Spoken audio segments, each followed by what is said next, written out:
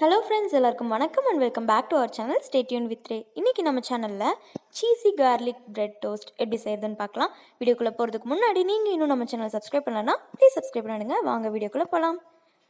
First இந்த மாதிரி ஒரு கேரட் துருவுறது எடுத்திருக்கேன். இதில் பூண்டு நல்லா இந்த மாதிரி துருவி எடுத்திருக்கேன். ஒரு 5லேருந்து 8 பல் பூண்டை துருவி எடுத்திருக்கேன்.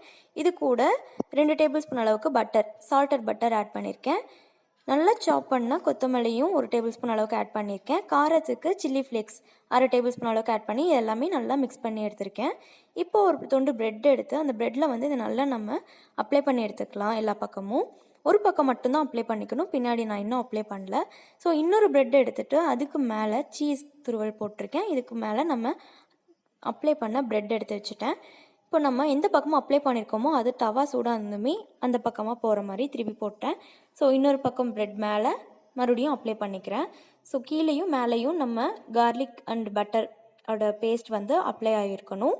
சென்டரில் சீஸ் இருக்கும். உங்களுக்கு சீஸ் நிறையா இருக்குது, எனக்கு சீஸ் ஸ்டஃப் பண்ண வேணாம் அப்படின்னு நினச்சிங்கன்னா தேவையில்லை.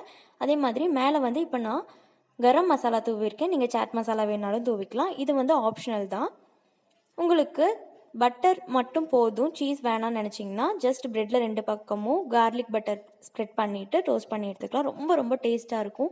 ஈவினிங் டைம் நீங்கள் இந்த மாதிரி ஸ்நாக்ஸ் செஞ்சு கொடுக்கலாம். அதே மாதிரி காலையில் பிரேக்ஃபாஸ்ட்டுக்கு இது செஞ்சு கொடுக்கலாம். ரொம்ப ரொம்ப டேஸ்ட்டாக, ரொம்பவே சூப்பராக டக்குன்னு செஞ்சிட முடியும். ரொம்ப குயிக்காக செஞ்சு கொடுத்துடலாங்க. குழந்தைங்க கேட்டோடனே அவ்வளோ டேஸ்ட்டாகவும் இருக்கும். கண்டிப்பாக இந்த ரெசிபி செஞ்சு பார்த்துட்டு எப்படி வந்துச்சுன்னு கமெண்ட்டில் சொல்லுங்கள். மறக்காமல் நம்ம சேனலை சப்ஸ்கிரைப் பண்ணிடுங்க. தேங்க்ஸ் ஃபார் வாட்சிங்.